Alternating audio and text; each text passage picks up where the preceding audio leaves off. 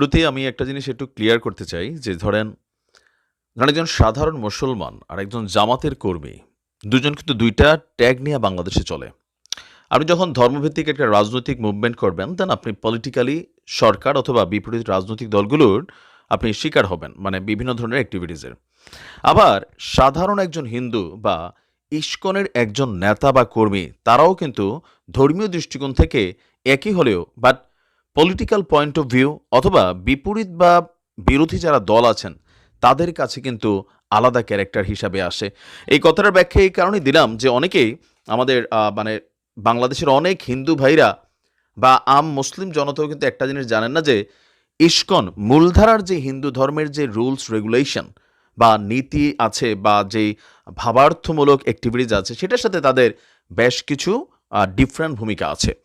আর এই ইসকন শুধুমাত্র যে মানে কি বলে যে বাংলাদেশে তারা বিস্তার করছে তা না, পৃথিবীর অনেক দেশে বিশেষ করে ইউরোপ আমেরিকার দেশে তাদের বিস্তৃতিটা অনেক বড়। আর বাংলাদেশে এই টিমটাকে যারা মুভমেন্ট করছে তাদের যিনি অন্যতম প্রধান সনাতন জাগরণ মঞ্চের মুখপাত্র চট্টগ্রামের পুণ্ডরিক ধামের অধ্যক্ষ চিন্ময় কৃষ্ণ দাস ব্রহ্মচারী, তাকে গ্রেপ্তার করা হয়েছে।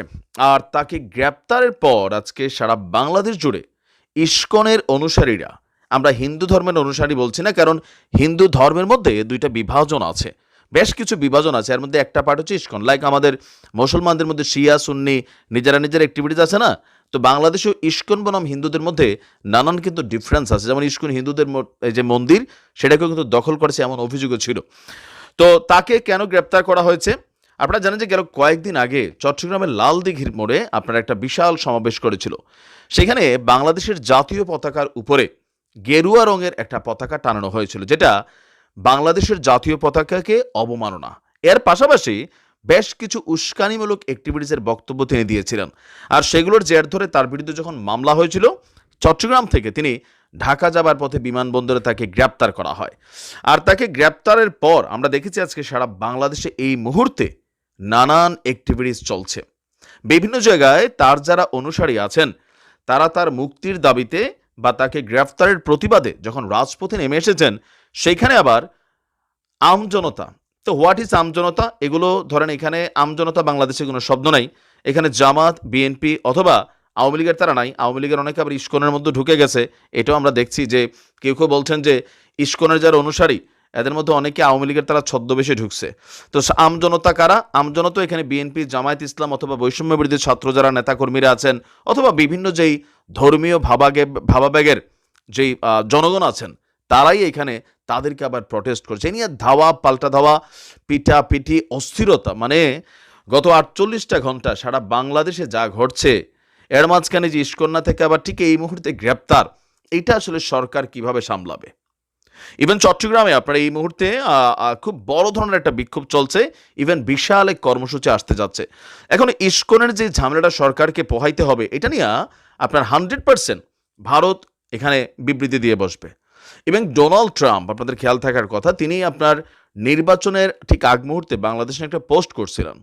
তো আজকে যখন চিন্ময় দাস, মানে বাংলাদেশের ওয়ান অফ দ্য মেইন সংগঠক যিনি ইসকনের, তাকে গ্রেপ্তার করা হয়েছে, এটা নিয়ে খুব বেশি আশ্চর্য হবে না যে মার্কিন মুলক থেকেও কোনো একটা বক্তব্য আসা। তো সকল কিছু মিলিয়ে এই মুহূর্তে আপনার মানে আমি যা দেখছি আর কি, যে মানে কোথাকার পানি কোথায় গিয়ে যে গড়াবে। তবে চিন্ময় দাস তিনি তার কিছু বেশ বক্তব্য এই মুহূর্তে ভাইরাল, যে তিনি যখন ইসকন নিয়ে বিভিন্ন কর্মকাণ্ড করেছিলেন সেখানে বাংলাদেশ আওয়ামী লীগের সভানেত্রী শেখ হাসিনাকে সমর্থন জানিয়েছিলেন এবং ইসকনের পৃষ্ঠপোষকতায় তৎকালীন চট্টগ্রামের একজন মন্ত্রী, সাবেক শিক্ষামন্ত্রী নওফেল, তারও ব্যাপক ভূমিকা ছিল। তো ওইগুলার কারণে তারা একটু আওয়ামী ঘেঁষা অনেকে মনে করেন, বাট তারা বলেন আমরা কোনো পলিটিক্যালি মুভমেন্ট নাই, আমরা সবার সাথেই ভালো।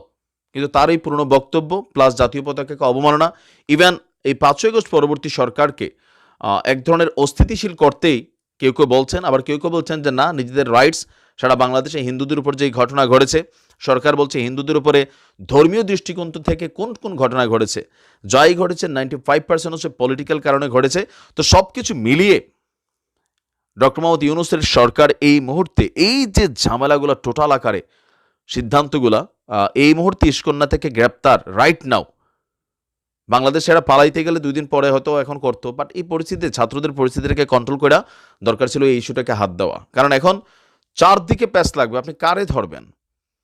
বৈষম্য বিরোধী ছাত্ররা বিভাজিত হয়ে গেছে, তারা বলতেছে মিত্ররা শত্রুতে পরিণত হয়েছে, তো তোমরা ক্ষমতায় গেলে বাকিরা তো শত্রুতে পরিণত হবেই।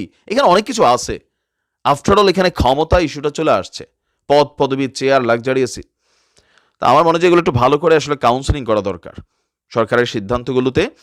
আর এই মুহূর্তে যে মাঠের মধ্যে ধরেন আমরা এখন ইস্কনের ফলোয়াররা নামবে, তারা তো বা হিন্দুই এই মুহূর্তে, এখানে একটা শ্রেণী নামবে, তো এখানে তাদেরকে যদি আবার ধরেন রাস্তা ধাক্কাধাক্কি করা হয়, এই দৃশ্য আন্তর্জাতিক অঙ্গনে যাবে।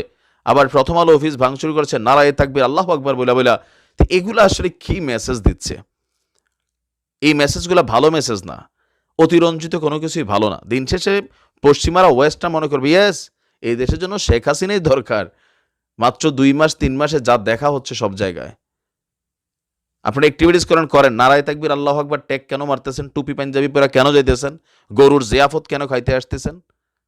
আপনারা প্রতিবাদগুলো অন্যভাবে করেন, কিন্তু আপনাদেরকে ব্রেইন ওয়াশ করা হচ্ছে কিছু কিছু ক্ষেত্রে।